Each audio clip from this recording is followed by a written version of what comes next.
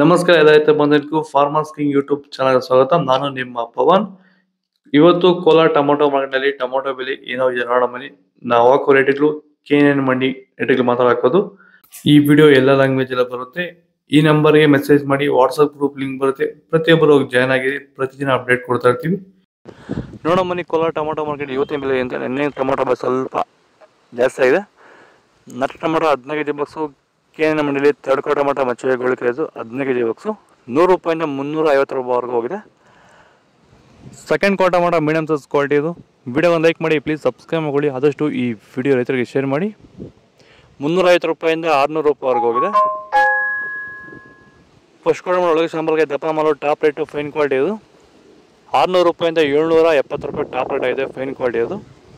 Tomato ಬೆಳೆಯಲ್ಲಿ ಮಳೆಯ ಪ್ರಮಾಣ ಹೆಚ್ಚಾದಾಗ, ಭೂಮಿಯಲ್ಲಿ ತೇವಾಂಶದ ಒತ್ತಡ ಜಾಸ್ತಿ ಆದಾಗ ಈ ಒಂದು ಅಂಗಮಾರಿ ಸಮಸ್ಯೆ ಈಗ ಟೊಮೊಟೊ ಬೆಳೆಗಳಲ್ಲಿ ಹೆಚ್ಚಾಗಿ ಕಾಡ್ತಾ ಇದೆ.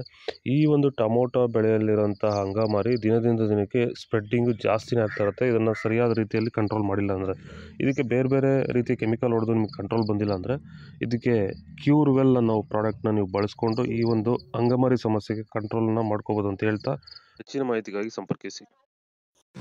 ಸೀಡ್ಸು ತಡ್ಕೋ ಟೊಮೊಟೊ ಮಚ್ಚೆಗೊಳಿಕೆ 15 ಕೆಜಿ ಬಾಕ್ಸು 100 ರೂಪಾಯಿಂದ 350 ರೂಪಾಯಿವರೆಗೂ ಹೋಗಿದೆ. Second quarter tomato medium size quality ಇದು.